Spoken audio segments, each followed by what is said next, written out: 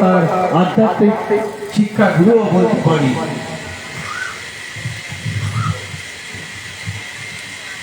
তো স্যারকে এবার বলবো যে আপনি আমাদেরকে আলোকপাত করুন রামনবমীর মাহাত্ম্য সম্পর্কে।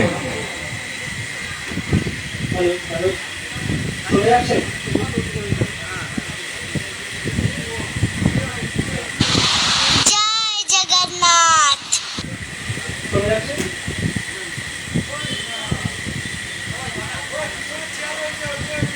চলে যাচ্ছে। এদিকে এসো।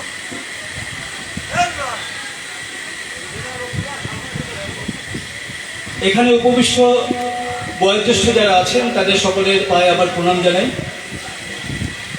আমার প্রাক্তন ছাত্রছাত্রী অনেক আছে, তারা এখন বড় হয়ে গেছে, তাদের আমার একই রকম যে ভালোবাসা তারা পেয়ে এসেছে সেটাই তাদের জানাই। অপরাপর যারা আমাকে চেনেন, যারা আমাকে চেনেন না, তাদের সকলের ভিতরে যে পরমাত্মা আছে, যে চৈতন্য আছে, তার প্রতি আমার প্রণাম জানাই। আমি এখানকার রামনবমীর অনুষ্ঠান যারা আয়োজন করছেন তাদের সকলের কাছে, তাদের উদ্যোক্তাদের কাছে আমার কৃতজ্ঞতা জ্ঞাপন করছি।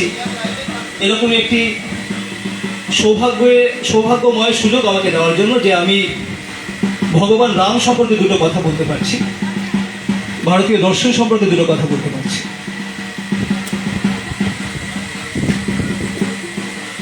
ওম সহনা ভবতু सहनौ भुनक्तु सह बीजं करवावहै तेजस्वी नावधीतमस्तु मा विद्विषावहै।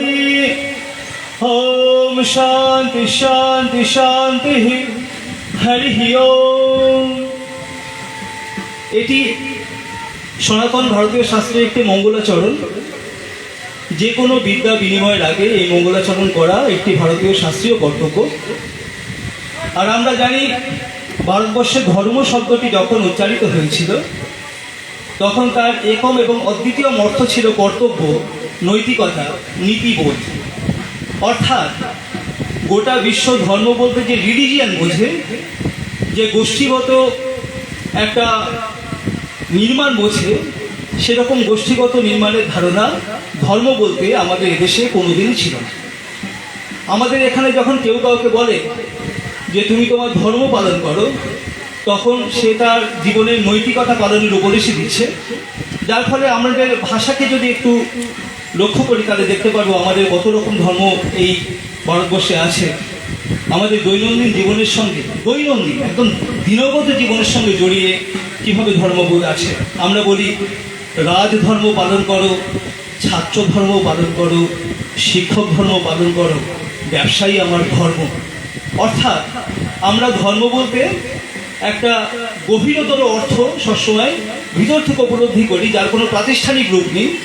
আমাদের কাছে ধর্ম এক মনস্তাত্ত্বিক এবং আধ্যাত্মিক বিষয়, যা একটি আধ্যাত্মিক কর্তব্য, যা নৈতিক কর্তব্য, যা কিনা একটা মহাজাগতিক নৈতিকতা। তা এই ওম ওম অর্থ হচ্ছে হ্যাঁ। মানে প্রথমত আমি যেহেতু দর্শনশাস্ত্রের দিক থেকে পুরো বিষয়টা বলবার চেষ্টা করছি, কাজেই আমাদের দেশের বিভিন্ন রকম ধর্ম সম্প্রদায় আছে, তারা একই পরিভাষাকে বিভিন্ন রকম ব্যঞ্জনায় নিজেদের মধ্যে ব্যবহার করে, নিজস্ব কিছু অর্থ নির্মাণ করার চেষ্টা করেন, যদিও তাদের একটা কমন জায়গা থাকে। যেমন আমাদের রাজ্যে প্রতিটি রাজ্যের নিজস্ব রামায়ণ আছে। আসামের আছে, উড়িষ্যার আছে, দক্ষিণ ভারতের আছে, পাঞ্জাবের আছে, এমনকি বৌদ্ধদের রামায়ণ আছে, জৈনদের রামায়ণ আছে, নেপালের রামায়ণ আছে, তিব্বতের রামায়ণ আছে। শুধু আমাদের দেশের নয়, নেপালের কথা তো চলেই এলো, ইন্দোনেশিয়ার নিজস্ব রামায়ণ আছে, মালয়েশিয়ার নিজস্ব রামায়ণ আছে। কিন্তু এই সমস্ত রামায়ণের দ্বার হচ্ছে মহাকবি বাল্মীকি রামায়ণ। সবাই মহাকবি বাল্মীকি রামায়ণের উপর ভিত্তি করে রামায়ণকে যেভাবে নিজেরা উপলব্ধি করেছেন, সেই উপলব্ধিজাত একটা নির্মাণ করেছেন। কেননা আমরা জানি মানুষে মানুষে পার্থক্য আছে, পার্থক্য তো সত্য, পার্থক্য ছাড়া জগৎ বৈচিত্র্য তো স্বীকার করা যায় না। তবে এই জগৎ বৈচিত্র্য পার্থক্য সবই এই জাগতিক পৃথিবীর ব্যাপার, যেটাকে বলা হয় জ্ঞান রাজ্যের ব্যাপার, বিদ্যা অবিদ্যা রাজ্যের ব্যাপার। তার বাইরেও আরেকটা রাজ্য আছে, সে সম্পর্কে আমি পরে বলবো। সেটা গভীরতর উপলব্ধির ব্যাপার। গোটা জাগতিক বিদ্যা অবিদ্যার জগৎকে পার করে সেই জগৎকে আমাদের উপলব্ধি করতে হবে, সেটা তো পরের ব্যাপার। আপাতত আমরা যে জগতে থাকি, এই সংসার জগৎ, যে বিদ্যা অবিদ্যার জগৎ, সেই জগতে পার্থক্য তো একটা ঘটনা।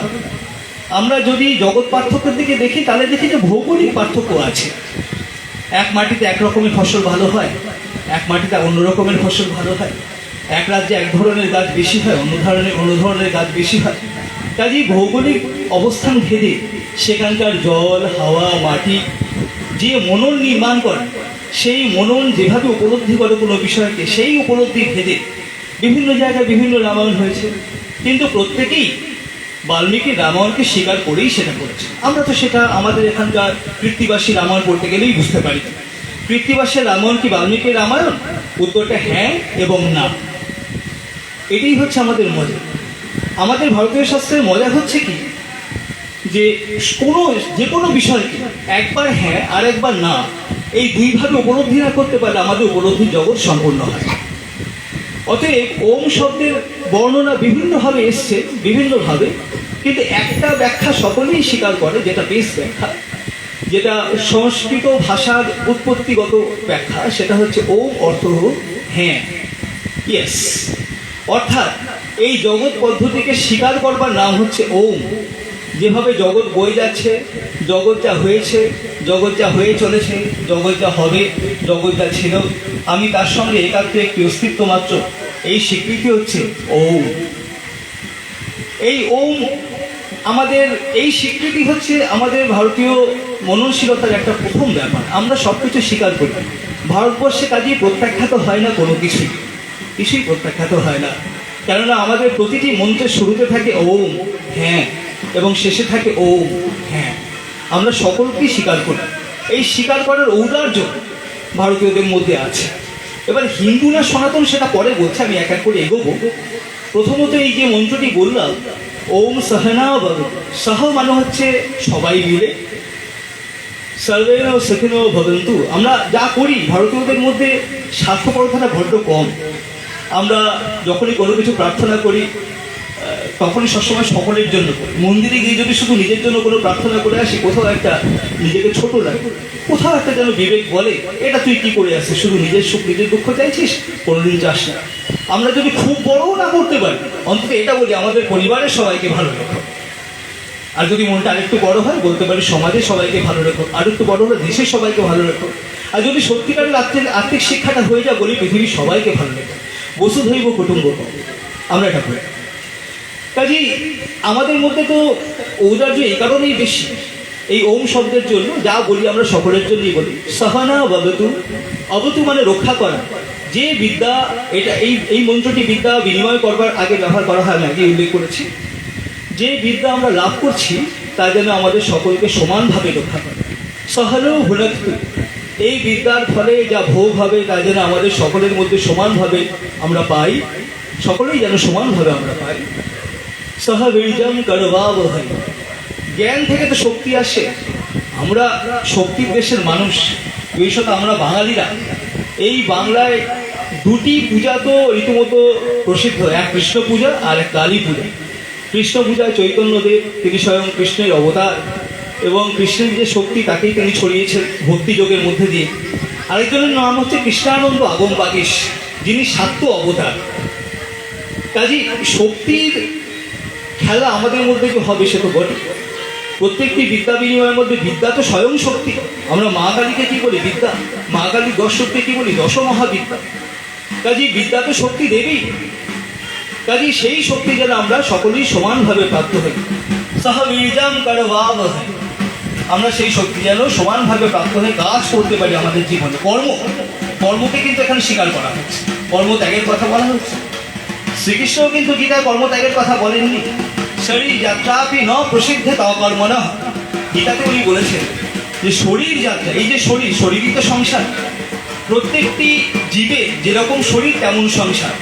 পাখির যেমন শরীর, পাখির তেমন সংসার। পিঁপড়ের যেমন শরীর পিঁপড়ের তেমন সংসার, মানুষের যেমন শরীর মানুষের তেমন সংসার। তাহলে সংসার কাকে বলে? শরীরকেই সংসার বলে। শরীর সংসার, সংসারই শরীর। গীতায় শ্রীকৃষ্ণ বলেছেন তুমি সংসার কি পরিত্যাগ করবে। সংসার পরিত্যাগ করতে গেলে তো তোমাকে সবার আগে পরিত্যাগ করতে হবে এই শরীরকে।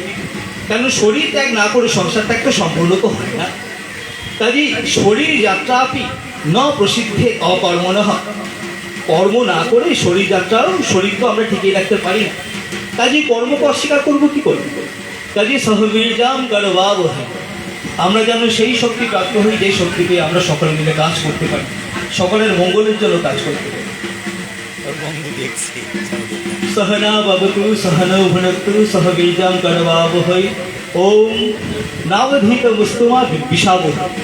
যে ধীশক্তি আমরা প্রাপ্ত হব এই বিদ্যা থেকে, সেই ধীশক্তি পেয়ে আমরা যেন একে অপরের প্রতি মৈত্রীভাবে থাকতে পারি, যেন একে অপরের প্রতি বিদ্বেষ করা না হয়। এই হচ্ছে মন্ত্রের অর্থ।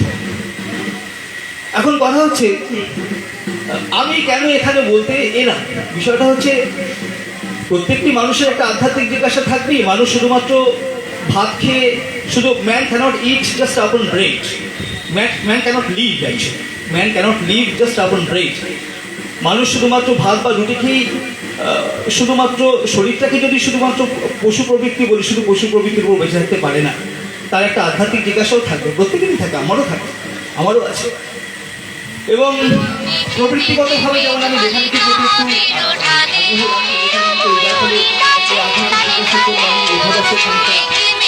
হয়েছি,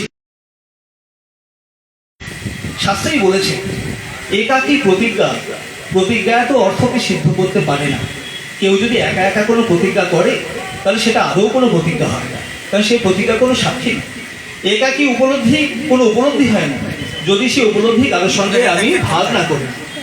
কাজে আমি আমার শাস্ত্র সম্পর্কে যে প্রত্যাধিকার লাভ করেছি, শাস্ত্র সম্পর্কে যে সবচেয়ে প্রজ্ঞা, এটা বলতে আমার কোনো অসুবিধা নেই। আপনারা যদি ভাবেন ছেলেটি কি বয়স এখানে বসে প্রজ্ঞার কথা বলছে, আমি স্মরণ করিয়ে দিই আমাদের শাস্ত্র বলেছে যিনি জানেন না বলেন তিনিও ভুল, যিনি জানেন বলেন তিনিও ভুল। কাজে সেই ভুলকে আমি স্বীকার করে নিয়ে বলছি যে প্রজ্ঞা সংগ্রহ করেছি সেটা কতদূর আমি নিজের ভিতরে ঠিকঠাক সংগঠিত করতে পেরেছি তার একটা ছোটোখাটো পরীক্ষা আমার নেওয়ার ইচ্ছা ছিল। যে এলোমেলোভাবে কথা না বলে আমি কি যদি কোথাও একটা সুযোগ পাই তাহলে অন্তত পক্ষে আমি নিজেই নিজের পরীক্ষা নেবো, দেখবো যে আমি ভারতীয় শাস্ত্র সম্পর্কে যে উপলব্ধিগুলো সংগ্রহ করেছি, যে কর্মসংগ্রহ আমি করেছি, তা যথাযথ ঠিক বিন্যাস ভেদে করতে পেরেছি। এটা তার একটা পরীক্ষা বলতে পারে। কাজেই আমি সেই পরীক্ষা উত্তীর্ণ হওয়ার একটা বিষয় মাথায় রেখে এখানে কথা বলছি। অর্থাৎ আমি যেসব জেনে গেছি বুঝে গেছি এইভাবেই নয়, আমার উপলব্ধি সারাসার আমি যা করেছি তা আপনাদের সামনে বলছি, যাতে বলতে বলতে আমি নিজের ফাঁকিটাও ধরতে পারি, আপনারাও ধরতে পারেন। আর যদি আমি কিছু দিতে পারি আপনাদের তাহলে সেটা আমার পরম সৌভাগ্য, আমার না, এটা ঈশ্বরের আশীর্বাদ। এখন কথা হচ্ছে কি, আর উপলক্ষটা রামনবমী। একটা কথাই আছে আমাদের বঙ্গদেশে, একবার রাম নামে যত পাপ হয় জীবের সাধ্য নাই তত পাপ হয়। এইরকম একটা কথা আমি যখন ছোটবেলায় প্রথম শুনেছি, একবার রাম নামে, মাত্র একবার রাম নামে যত পাপ হয় জীবের সাধ্য নাই তত পাপ হয়। এই কথাটা আমাকে ছোটবেলায় থেকে একটা রাম ভক্তির দিকে নিয়ে গেছিল। তবে সে সময় রাম ভক্তির প্রকার ছিল একরকম, এখন অন্যরকম ভাবে রাম ভক্তির চর্চা হচ্ছে। সবই ওয়েলকাম, সবই স্বাগত। ভারতীয়রা না কাউকে বলতে জানে না, সব কিছুকেই হ্যাঁ বলে নেয়, তবে নিজের মতো করে নেয়। আমরা সেদিকেই এগোচ্ছি। রাম একজন অবতার, যিনি অবতরণ করেন তিনি অবতার। এখন এই অবতারবাদ কি করে এলো? অবতারবাদ বুঝতে গেলে আমাকে ঈশ্বরবাদ খানিকটা বুঝতে হবে, ঈশ্বরবাদ বুঝতে গেলে আমাকে ব্রহ্ম বুঝতে হবে, ব্রহ্ম বুঝতে গেলে আমাকে সগুণ ব্রহ্ম নির্গুণ ব্রহ্ম বুঝতে হবে, কি কোনটা সকাম কোনটা নিষ্কাম এটা বুঝতে হবে। সেটা বুঝতে গেলে আমাকে প্রতীত্ব সমুৎপাদ বুঝতে হবে, সেটা বুঝতে গেলে আমাকে যেটা বলে চতুর্বিধা যে দ্বন্দ্ব আছে যুক্তিগুলোর মধ্যে সেগুলো বুঝতে হবে, পরপর বুঝতে হবে। কাজেই রামকে অবতার বলে স্বীকার করলে আমাদের সামনে একটা বিস্তীর্ণ রাস্তা খুলে যায়, যাতে আমরা একটা দার্শনিক যাত্রা পথ সম্পন্ন করতে পারি। তো সেইভাবেই বলি, রাম আমার কাছে অবতার পুরুষ, অবশ্যই অবতার পুরুষ। যিনি অবতরণ করেন তিনি অবতার, তিনি আমাদের কাছে ভগবান। ভগ শব্দের অর্থ অনেক রকম হয়, শাস্ত্র একভাবে করে। আমাদের দেশের বলেন, আমি আমাদের ভারতীয় শাস্ত্রের যে প্রধান ব্যাখ্যাগুলো আসছে আমি যেখান থেকে সংগ্রহ করেছি, প্রথমত ষড়দর্শন। একটা হচ্ছে সাংখ্যযোগ, ন্যায়, বৈশেষিক, পূর্ব মীমাংসা, উত্তর মীমাংসা। এর বাইরে রইল জৈন দর্শন, বৌদ্ধ দর্শন। মূলত এরাই, এদের উপর ভিত্তি করে শৈববাদ এসছে, পরবর্তীকালে শাক্ত, তন্ত্র এবং নাথ সম্প্রদায়, এরকম বিভিন্ন মতবাদ এসছে। কিন্তু মূলত এই যে স্বরদর্শন এবং বৌদ্ধ এবং জৈন দর্শন, এরাই হচ্ছে মূল চালিকা শক্তি। আর যে ধর্মতত্ত্বগুলো এসছে সবই এদের কাছ থেকে ধার নিয়ে পড়েছে। এখন ভগবান শব্দের যেটা বললাম, ভগ মানে হচ্ছে সৌভাগ্য। আমি সৌভাগ্য অর্থে বিষয়টাকে গ্রহণ করি। কাজে যিনি অনেক সৌভাগ্যের মালিক, যিনি অনেক বিভূতির মালিক, তিনি হচ্ছেন ভগবান। শ্রীমদ্ ভগবত গীতায় শ্রীকৃষ্ণ বলেছেন, গীতা প্রসঙ্গ বারবার আসবে। অনেকে ঐতিহাসিকভাবে বলবেন যে গীতা, মহাভারত বা শ্রীকৃষ্ণের যে এই যে বক্তব্য, সেটা তো রামায়ণ রচিত হওয়ার অনেক পরের ব্যাপার। তা রামায়ণকে বিচার করবার জন্য বারবার গীতা কেন আসবে? এটাই হচ্ছে একটা চমৎকার প্রশ্ন হতে পারে, এবং তার উত্তরটাও চমৎকার। মানে আমি এই প্রশ্নটা করেছিলাম, আর কোথাও থেকে সে উত্তর পেয়েও দিয়েছি। কথা হচ্ছে গীতায় শ্রীকৃষ্ণ যে অবতারবাদের কথা বলেছেন, কৃষ্ণদা একটু আগে বক্তব্যের মধ্যে বলেছেন বিষয়টা খুবই জনপ্রিয় একটি শ্লোক। এই শ্লোক আর মন্ত্রের পার্থক্য সম্পর্কে জানিয়ে রাখি। বেদে যে সমস্ত লাইনগুলো আছে, কবিতার লাইন বা গদ্যের লাইন, এগুলোকে বলা হয় মন্ত্র। যা মনকে ত্রাণ করে তাকে বলে মন্ত্র। আর রামায়ণ রচনা হওয়ার পর থেকে, যেহেতু রামায়ণ রচিত হয়েছিল একটি শোক থেকে, আপনারা জানেন, ক্রৌঞ্চ আর ক্রৌঞ্চি দুটো পাখি, বক জাতীয় দুটো পাখি গাছের উপরে ক্রীড়া করছিল, কামময় ক্রীড়া, প্রকৃতির নিয়ম এবং স্বাগত একটি নিয়ম। তাহলে প্রকৃতি জগৎ বৈচিত্র্য যোগমায়া লীলা চলবে না, তা না হলে। ক্রৌঞ্চি যখন লীলাময়, সেরকম ভাবে যোগমায়ের বলে যখন কামরত অবস্থায় আছেন, তখন এক ব্যাট তাকে তীর মেরে হত্যা করেন। মহাকবি বাল্মীকি তিনি যখন ওই দৃশ্য দেখেন, তিনি আর্তনাদ করে উঠে একটি অভিশাপ দিয়েছিলেন। কি বলেছিলেন? মা নিষাদ প্রতিষ্ঠাম শাশ্বতী তমতম সমা যৎ ক্রঞ্চ মিথুনাদি কাম বোধি কাম মহিকাম। পুরোটা বুঝতে হবে। এই শ্লোকটা হচ্ছে রামায়ণের আদি শ্লোক। একটা কবিতার জন্ম হচ্ছে, মহাকাব্যের জন্ম হচ্ছে, অর্থাৎ রামায়ণ একটি কবিতার জন্ম। রাম একটি কবিতা, সম্পূর্ণ কবিতা। এখন একটা কথাই বলি, মানুষের প্রতিষ্ঠান, তুমি প্রতিষ্ঠা পাবে। জগৎ প্রবাহ যেভাবে চলছে তাকে যদি তুমি অস্বীকার করো, তাহলে তুমি জগৎ নৈতিকতাকে অস্বীকার করছো, তুমি প্রতিষ্ঠা পাবে না। মা নিষাদ প্রতিষ্ঠা, অর্থাৎ জীবনের কোন প্রতিষ্ঠা মানে কি? ভারতীয়দের প্রতিষ্ঠা মানে হচ্ছে এই জগৎ প্রকৃতির সঙ্গে একাত্ম হয়ে যাবে। এই জগৎ প্রকৃতিতে যে শান্তি আছে সেটাকে হৃদয়ে অনুভব করা, জগৎ প্রকৃতিতে যে প্রাকৃতিক প্রাচুর্য আছে তাকে অস্তিত্ব অনুভব করা। এই ভারতীয় দর্শন সম্পর্কে, শাস্ত্র সম্পর্কে বিভিন্ন পণ্ডিতরা, বিশেষত বাইরের দেশের পণ্ডিতরা খুব বিরক্ত হয়ে যায়। তারা মাঝামাঝি বিভিন্ন গ্রন্থ লিখে প্রমাণ করার চেষ্টা করে যে ভারতীয় শাস্ত্র, ভারতীয় ধর্ম হচ্ছে একটি নিখাত প্রকৃতিবাদ। ওরা বলে প্যান্থিস্টিক রিলিজিয়ন। এরা তো প্রকৃতির সমস্ত শক্তিকে এক একটা দেব দেবী বলে মানে। এটা তো প্যান্থিজম, মানে প্রকৃতিবাদ। প্রকৃতিবাদ ছাড়তে এটা কিছু নয়। ভারতীয়রা হাসে। আসলে ভারতীয়দের কাছে বিষয়টা হচ্ছে, আমি যা কিছু দেখছি তা হচ্ছে সগুণ ব্রহ্মের প্রকাশ, আর সেটা আসছে নির্গুণ ব্রহ্ম থেকে। অর্থাৎ যা কিছু আসছে, যা দেখা যায় না, সেখান থেকে আসছে। যেমন আমি একটা খাবার খাচ্ছি, আসছে কোথা দিয়ে? সূর্যের আলো থেকে। এই যে গরু ঘাস খাচ্ছে, ও কি ঘাস খাচ্ছে? খাচ্ছে সূর্যের আলো, খাচ্ছে প্রকৃতির জল, মাটি, হাওয়া, সমস্ত পুষ্টি একসঙ্গে। এই পুষ্টি যেখান থেকে এসে সেটা কিন্তু ইমিডিয়েট দেখা যাচ্ছে না, দেখা যাচ্ছে একটা ঘাসের টুকরো। অর্থাৎ যা কিছু আসছে সেটা যেখান থেকে আসছে সেটা দেখা যাচ্ছে না। যেটা দেখা যাচ্ছে সেটাকে একটা নাম রূপে চিহ্নিত করা যায় না। তা আমরা নাম রূপে চিহ্নিত করি। এবার যারা ভারতীয় নয় তারা তো এটা বুঝলো না যে আমি নাম রূপে চিহ্নিত করছি বটে, কিন্তু আমি জানি এটা অর্ধেকটা, বাকি অর্ধেকটা যেটা দেখা যাচ্ছে না সেটা। তারা তো এটা জানে না। তারা ভাবে আমরা শুধু প্রকৃতিকেই দেবতা বলে ডাকছি। তখন তারা বলে যে ভারতীয় শাস্ত্র, ভারতীয় ধর্ম হচ্ছে নিখাত প্রকৃতিবাদ, ওর মধ্যে প্রকৃতির চেয়ে বেশি কিছু নেই। এটা একটা ভ্রম। এই সম্পর্কে পরে আসবো। কথা বলতে বলতেই আসতে হবে। এখন ভগবান শব্দটির কথা বলছিলাম, সেটা বলি। এখন ভগবত সৌভাগ্য, রাম তো সৌভাগ্যবান। এখন শ্রীকৃষ্ণ বারবার যে অবতারবাদের কথা বলেছেন গীতায়, সেগুলো পড়তে পড়তে ক্রমাগত আমার মনে হয়, আজকে যখন আমি সকালবেলা এখানে বলতে হবে বলে অনেকদিন বাদে স্নান টান করে একটু গীতা নিয়ে বসি। একটা সময় গীতা কণ্ঠস্থ করেছিলাম ছোটবেলায়, যখন আমি মাধ্যমিক টাধ্যমিক পড়ি ওই সময়টা খুব কৌতূহল ছিল। তখন এই ভারত সভার সঙ্ঘের একজন গুরুজি, তিনি রামায়ণের পরীক্ষা নিয়েছিলেন আমাদের মধ্যগ্রামে, সেই পরীক্ষায় আমি ফার্স্ট হয়েছি লেখা। তখন ওই সমস্ত হতো। তখন তুমি আমাকে ভালোবেসে একটা গীতা দিয়ে বলেছিলেন তুই পারবি এটা, যে আমি পরের বছর যখন আসবো তখন মুখস্থ দিতে। আমি বললাম পারবো। ছোট ছিলাম তখন আমি ক্লাস 8-এ পড়ি, আমি মুখস্থ করে ফেলেছি। এটা তো সাক্ষী আমি কাউকে রাখিনি, আমি বলছি, আনন্দ হচ্ছে বলতে, এই আনন্দটা পেতে যাচ্ছি বলে বলছি, আর কিছু না। সে গুরু কিন্তু পরের বছর আর ফিরে আসে না, কিন্তু যেটা হয়ে গেছিলো গীতাটা আমার পড়া হয়ে গেছে, তখন কিছু বুঝি। তার যখন আবার বহুদিন বাদে সেই গীতাটা নিয়ে বসলাম, দেখলাম গীতায় শ্রীকৃষ্ণ অবতারবাদ সম্পর্কে যা যা বলছে সবই যেন শ্রী রামচন্দ্রকে লক্ষ্য করে বলছে। ইয়ারা ইয়ারা হি ধর্মস্য গ্লানির্ভবতি ভারত। এখন যখন যখন ধর্মের গ্লানি উপস্থিত হয়, ধর্মের গ্লানি ভুলে গেলে চলবে না। ধর্ম মানে কি? কর্তব্য। যখন আমরা বলি আমার ধর্ম থেকে আমি বিচ্যুত হচ্ছি, মানে কি? আমার কর্তব্য থেকে আমি বিচ্যুত হচ্ছি, আমার বেসিক নৈতিকতা থেকে আমি বিচ্যুত হচ্ছি, আমার যে সংসার যাপন তা থেকে বিচ্যুত হচ্ছে। কাজী এখানে কিন্তু ধর্মের গ্লানি মানে বিশেষ হিন্দু শব্দটা তখন তৈরিই হয়নি রামায়ণের সময়, শ্রীমদ ভগবদ গীতার সময়, মহাভারতের সময় তো তৈরিই হয়নি। কাজে আজকে আমরা ভাবছি এটা হয়তো শ্রীকৃষ্ণ বলেছেন হিন্দু ধর্মের বিপদাপন্ন অবস্থা সম্পর্কে, না, এটা তিনি বলছেন। শ্রীকৃষ্ণ সবার, শ্রীকৃষ্ণ হিন্দু, মুসলমান, খ্রিস্টান তারা বুঝতে পারছে না যারা নিচ্ছে না। শ্রীকৃষ্ণ সবার, রাম সবার।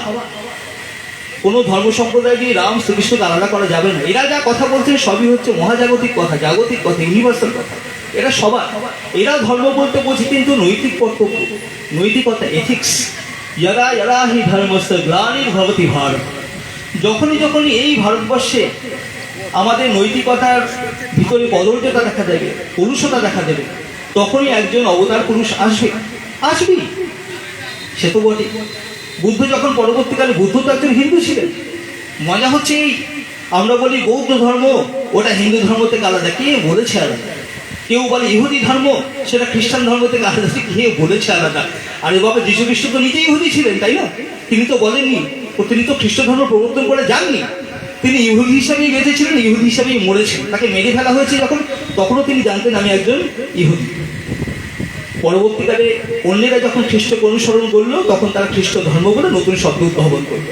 খ্রিস্ট কিন্তু জেনে যাননি যে আমি খ্রিস্ট ধর্ম তৈরি করে গেলাম, তাই তো উনি ইহুদি হিসেবেই বেঁচেছেন। বুদ্ধ কিন্তু জানতেন না যে পরবর্তীকালে বৌদ্ধ ধর্ম তৈরি হবে, এটা ঘটনা। তিনি যখন সাধনা করেছেন, নিজের মতো করে আত্মদীপ হতে চেয়েছেন, কোনো শাস্ত্রের উপর নির্ভর না করে।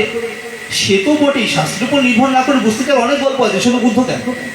শাস্ত্রের উপর নির্ভর না করে ধর্ম কি সেটা নিজে বুঝতে চেয়েছেন, নিজেই নিজের প্রদীপ হতে চেয়েছেন, নিজের হৃদয়ের ধর্মচক্র যখন নিজে ঘোরাতে চেয়েছেন, তখন তিনি প্রতীকটা সমুৎপাত পেয়েছেন। প্রতীকটা সমুৎপাত কি?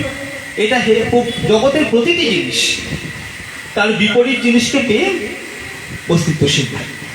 জন্ম আছে কেন? মৃত্যু আছে তাই। সত্য আছে কেন? মিথ্যা আছে তাই। আলো আছে কেন? অন্ধকার আছে তাই। তাহলে প্রত্যেকটি জিনিস তার বিপরীতটিকে পেয়ে অস্তিত্বশীল। এটা কি তাদের বিপরীতের দ্বন্দ্ব? বুদ্ধ হেসে বলছেন তাও না। সত্য আর মিথ্যা একটাই শরীর, এটা অর্গানিক ইউনিটি। সত্য না থাকলে যে মিথ্যাও থাকবে না, মিথ্যা না থাকলে সত্যও থাকবে না। ধর্ম না থাকলে অধর্ম থাকবে না, অধর্ম না থাকলে ধর্মও থাকবে না। আলো না থাকলে অন্ধকার থাকবে না, অন্ধকার না থাকলে আলোও থাকবে না। এই তো সব আমাদের থট প্রসেস, এগুলো মানুষের থট প্রসেস। মানুষের ভাবনা কিভাবে চলে? দ্বৈত বোধে চলে। ভালো থাকলে একটা মন্দ লাগবে, নইলে ভালো শব্দ আমি দাঁড় করাতে পারবো না, তাই না? মানুষের ভাবনা এইভাবেই চলে। একটা আমাদের ভাষায় যদি আমরা দেখি, এমন কোনো শব্দ নেই যার বিপরীত শব্দটা ছাড়া সেই শব্দটা অস্তিত্বশীল। তাহলে এটাই হচ্ছে আমাদের ভাষার নিয়ম। ভাষা যেরকম আমাদের চিন্তার প্যাটার্ন সেরকম, আমাদের চিন্তা তো এইভাবেই থাকে, তাই না? আমরা বলি সগুণ ব্রহ্ম কেন আছে? নির্গুণ ব্রহ্ম আছে তাই। নির্গুণ ব্রহ্ম কেন আছে? সগুণ ব্রহ্ম আছে তাই। তাহলে কি এরা দুটো আলাদা, একে অপরের সঙ্গে যুদ্ধ করে? না, এরা একটাই। এটাই হচ্ছে মজা। এটাই এমন একটা ম্যাজিক যেটা পৃথিবীর কেউ চট করে বুঝতে পারে। যারা সনাতন ধর্মী নয় তারা চট করে বুঝতে পারে। এগুলো আমাদের রক্তে আছে। আমরা জানি দুর্গা এবং অসুর একসঙ্গে একটা যোগমায়া, একটা যোগলীলা সমাপ্ত করে পৃথিবীতে গিয়ে, এরা কেউ আলাদা? অসুর এবং দুর্গা উভয়ই আমাদের কাছে সগুণ ব্রহ্ম নির্গুণ ব্রহ্মের মতো ভালো মন্দের একরকম একটা ডুয়েল থট প্রসেসের একটা মূর্ত প্রকাশ, যার ফলে আমরা দুর্গাকেও মিষ্টি খাওয়াই, অসুরকেও মিষ্টি খাওয়াই, উভয়ই আমাদের কাছে বলতে হবে। আমরা জানি জগতে কিভাবে চলতে হয়, জগৎকে কিভাবে বিশ্লেষণ করতে হয়, জগৎকে কিভাবে স্বাগত জানাতে হয়, জগতের কাছে দাঁড়িয়ে কিভাবে ওম হ্যাঁ এই শব্দটি উচ্চারণ করতে হয়। তো এই যে কাজেই জগতে যখন খারাপ উৎপন্ন হবে ভালো তো আসবে, প্রদীপ্ত সমর্থক মতেই আসবে, কাজে অবতারবাদ তো সত্য। আলো আসলে অন্ধকার আসবে, ভালো আসলে খারাপ আসবে, খারাপ আসলে ভালো আসবে, যদি রাবণ আসে রাম আসবে। এই হচ্ছে আমাদের যোগমায়া। এবার যোগমায়া এত বলছি, তাকে ভগবান শব্দটা বলে দিই। তাহলে রাম আমাদের কাছে ভগবান, কিভাবে ভগবান? দেখুন, ভারতীয়দের একটা ভাবনার প্যাটার্ন আছে, এটা শুনতে না চাইলে না খুব মুশকিল, এটা ভিতরেই আছে আমাদের। একবার শুনলে আমরা বুঝতে পারি তুমি জানি, কেন জানি বলে মনে হয়। কোন উত্তরটা আপনার মনে হয় ঠিক? কেন যে উত্তরটা আপনার ভিতরে আগে থেকেই গোছানো আছে, আপনার ভিতরে উত্তরটা আগে থেকেই ছিল। যদি থাকে তাহলে আপনি আমার যে কোনো কথায় একমত হতে পারবেন। যদি একমত হতে না পারেন তাহলে সেই উত্তরটা আপনার মধ্যে নেই। অর্থাৎ উত্তর সংগ্রহ আমরা করি, উত্তর মানে কারো কাছ থেকে পাই না। উত্তরটা আমরা নিজেরা আমাদের জীবনযাপনের মধ্যে দিয়ে, কর্মযাপনের মধ্যে দিয়ে সংগ্রহ করে রাখি, কিন্তু সেই উত্তর সম্পর্কে আমাদের স্পষ্টতা আসে না। সে তো আসবে না। আমাদের জগৎ তো মায়ার জগৎ, বিদ্যা অবিদ্যার জগৎ। বিদ্যা অবিদ্যা মায়ের কাজ কি? দুটো কাজ, একটা ঢেকে রাখা আর একটা বিক্ষিপ্ত করা। মায়ের দুটো কাজ, একটা আবৃত করা আর একটা বিক্ষিপ্ত করা। তা আবৃত থাকবে। উপনিষদে এই জন্য বলা হয় ঈশোপনিষদ, হিরণ্ময়ন পাত্রেণ সত্যস্য বিহিতম মুখম। অর্থাৎ সত্যের যে হিরণ্ময় মুখ, সেটা একটা সত্যের যে মুখ, সেটা একটা হিরণ্ময় পাত্র দিয়ে ঢাকা। ওই পাত্রটা সরিয়ে আমাকে সত্য দেখতে পাও। কাজেই আমরা তো বুঝতে পারি না। কাজে কথাটি আমি কি বলতে চলেছি, আমাদের ভারতীয়দের ভিতরে একটা ধারণা আছে যে এই জগৎ, এর কোনো সৃষ্টি নেই, ধ্বংস নেই, এই জগৎ অবিনশ্বর। অর্থাৎ আপনি ভেবে দেখুন, আমি যদি এই জগৎকে, জগৎ মানে কি? যা গতিশীল তাই জগৎ। এবার এই গতিশীলতার বাইরেও একটা পরম প্রশান্ত, একটা শান্তম শিবম শুদ্ধম একটা জায়গা আছে, যাকে বলা হয় নির্গুণ ব্রহ্ম, সেটাও আছে। এই যে বললাম, শুধু গতিশীল বললে হবে না, ভারতীয়দের প্যাটার্ন একটা ডুয়েল প্রসেসে চলে, এটা থাকলে ওটা থাকবে, ওটা থাকলে এটা থাকবে, তাই আছে। এবার ভেবে দেখুন, আমাদের জগৎ যদি ধরে নিলাম এই জগৎটা ব্রহ্ম, ব্রহ্ম একটি দার্শনিক পরিভাষা। ব্রহ্ম কি, এটা ভাষায় প্রকাশ করা যাবে, কেননা ভাষা তো শুধুমাত্র বিদ্যা অবিদ্যার জগতে থাকে। সেটা শুধুমাত্র যা দেখা যায় নামরূপী জগৎকে প্রকাশ করতে পারে, কিন্তু যা দেখা যায় না তাকে তো ভাষা বলতে পারে না। আর কি বললাম, ভারতীয়দের প্রতিটি চিন্তা যা দেখা যায় আর যা দেখা যায় না, এই দুটো নিয়েই সম্পূর্ণ হয়। তাই যে ব্রহ্ম কি যদি বলতে বলেন, আমি কিছু ইঙ্গিত দিতে পারি, সেটা সম্পূর্ণ হবে। কিন্তু সেটা শাস্ত্রকাররা কিভাবে বলে? ব্রহ্ম বলতে তারা বলেন বৃহৎ মন। মন মানে, মন আবার অনেক ন্যায় বৈশেষিকদের মধ্যে মারামারি হয়েছে। অন্তঃকরণের মধ্যে মনের বিষয়টা ঢুকিয়ে দিয়েছেন পতঞ্জলি মুনি। তিনি বলেছেন মন, বুদ্ধি, চিত্ত, অহংকার এইসব নিয়ে হচ্ছে একটা অন্তঃকরণ, এইসব ব্যাপার স্যাপার আছে। অত জটিলতায় যাবে না, আমি খুব সরলভাবে এখানে যেভাবে বলা সম্ভব বলছি। তাই যে মন নিয়ে যে বিভিন্ন পারিভাষিক জটিলতা আছে আমি জানি, তা সত্ত্বেও আমি বলছি বোঝার সুবিধার জন্য। ব্রহ্ম হচ্ছে বৃহৎ যুক্ত মন, অর্থাৎ ব্রহ্মণ, অর্থাৎ একটা বিরাট চৈতন্যকে ব্রহ্মণ। এই চৈতন্যের কোনো শুরু নেই, শেষ নেই। তাহলে আপনারা বলুন, যে ব্রহ্মণ্য, যে ব্রহ্ম, যেটা কিনা এই জগৎ, যা দেখা যাচ্ছে যা দেখা যাচ্ছে না, অর্থাৎ সম্পূর্ণ যে জগৎ, এই জগতের কোনো শুরু বা শেষ নেই, তাহলে এই জগতের কোনো সৃষ্টিকর্তা বা ধ্বংসকর্তা কি থাকতে পারে? থাকা সম্ভব না। কি করে থাকবে? ভারতীয় মননশীলতার কাজে ঈশ্বর নেই, ভারতীয় মননশীলতায় ভগবান আছে। ভগবান আছে, ঈশ্বর নেই। বোঝা গেল? কেননা ভারতীয়দের শাস্ত্র মতে এই ব্রহ্মের কোনো সৃষ্টিকর্তা হয় না, ধ্বংসকর্তা হয় না, কেননা এটি শিবম শান্তম শুদ্ধম অনন্তম। কেননা এর কোনো শুরু নেই, শেষ নেই, সৃষ্টিকর্তাও নেই, ধ্বংসকর্তা। তাহলে এই সৃষ্টিকর্তার ধারণাটা মূলত নিয়ে এসেছে খ্রিস্টানরা এবং মুসলমান, ইসলাম। তাদের দর্শনের সঙ্গে মারামারি করতে গিয়ে তাদের দর্শনকে, আমরা যে হ্যাঁ বলার অভ্যেস আছে না ভারতীয়দের, যা আসবে সবাইকে হ্যাঁ বলবো, সেটাকে আমাদের দর্শনের মধ্যে ফিট করাতে গিয়ে কখনো কখনো আমরা ঈশ্বরের ধারণার কথা বলেছি। কিন্তু ঈশ্বর বলতে আলটিমেটলি আমরা কখনো সেই ঈশ্বর বোঝাতে পারিনি, সেই ঈশ্বর আমরা মিনই করতে পারি না যে ঈশ্বরের কথা ইসলাম বা খ্রিস্টানরা বলে। কারণ ওদের ভগবান, ওদের কাছে সৃষ্টি হচ্ছে একটা সীমিত জিনিস, ফিনিট জিনিস, ফাইনাইট। তার বাইরে ঈশ্বর দাঁড়িয়ে থাকেন, তিনি বাইরে থেকে জগৎকে সৃষ্টি করেন, বাইরে থেকে জগৎকে ধ্বংস করেন। কিন্তু আমাদের ঈশ্বর জগতের সঙ্গে ওতপ্রোত হয়ে থাকেন, তিনি জগৎকে সৃষ্টি বা ধ্বংস করেন না, তিনিই জগৎ, তিনিই জগৎ। তিনি নাম আর রূপ পাল্টান, কালে কালে পাল্টান, যেটাকে বলা হয় প্রলয়, যেটাকে বলা হয় কল্প, সেগুলো আছে। সেগুলোকে বলে বিবর্ত, যে পদ্ধতির মধ্যে দিয়ে পাল্টান তাকে বলে বিবর্ত, এগুলো আছে। তাহলে ওই খ্রিস্টীয় যে ধারণা, ইসলামিক যে ধারণা ঈশ্বর, সেই ধারণা ভারতবর্ষে নেই, এটা আমাদের মানতে হবে। তাহলে আমাদের কি ধারণা আছে? আমাদের ধারণা আছে ভগবানের ধারণা। তাহলে এই যে ব্রহ্ম, যে ব্রহ্মকে আমরা ভাষায় বলতে পারি না, কেননা তিনি এতটাই বিরাট যে অ্যানথ্রোপোসেন্ট্রিক বা মানব কেন্দ্রিক ভাষা, জীবনযাপন তাকে ধারণা করতে পারে না। তাহলে কি হবে? তিনি বলছেন এই ব্রহ্ম যখন অভিব্যক্ত করেন নিজেকে, তখন জগৎ তৈরি হয়। তিনি আসলে তিনিই জগৎ হয়ে ওঠেন, বা তিনি জগৎ বলে প্রতিভাত হন। বিষয়টা হচ্ছে তিনি যখন নিজেকে অভিব্যক্ত করবার চেষ্টা করেন, উপনিষদে আছেন আমি এক ছিলাম, আমি বহু হওয়ার ইচ্ছা করলাম, তাই জন্য আমি বহু হলাম। বৃহদারণ্য উপনিষদে এটা আছে। তার মানে ঈশ্বরের যে সংকল্প তাই জগৎ। এবার তিনি যখনই সংকল্প করলেন, সেই সংকল্পটাই হচ্ছে বিদ্যা। মজা হচ্ছে ভারতীয়দের যা কিছু ঘটে ভারতীয় শাস্ত্রে, সবকিছু কিন্তু দ্বৈত পরিভাষায় ঘটে। অর্থাৎ যদি বিদ্যা আসে, তাহলে বিদ্যা আছে কেন? আমরা জেনে গেছি অবিদ্যা আছে তাই। তার মানে বিদ্যার জগৎ মানে মায়ার জগৎ, এই অবিদ্যাকে বলা হয় মায়া। অর্থাৎ এটা মান্ডুক্য উপনিষদে কালিকা লিখতে গিয়ে, মান্ডুক্য উপনিষদ মাত্র 12টি মন্ত্রে রচিত একটি উপনিষদ, সেটিকে ব্যাখ্যা করতে গিয়ে গৌড়পাদ, তিনি ছিলেন গোবিন্দপাদের গুরু। গোবিন্দপাদ ছিলেন শ্রীমৎ শঙ্করাচার্যের গুরু। এই গৌড়পাদ ইনি বৌদ্ধদের সঙ্গে প্রচুর লড়াই করেছিলেন এবং বৌদ্ধদের প্রসেসটা, থট প্রসেসটা বুঝতে পেরেছিলেন, এবং সেই থট প্রসেস দিয়ে তিনি উপনিষদের যে সমস্ত বিষয়গুলো বোঝা যাচ্ছিল না, সেটাকে তিনি প্রাঞ্জল করে আনেন।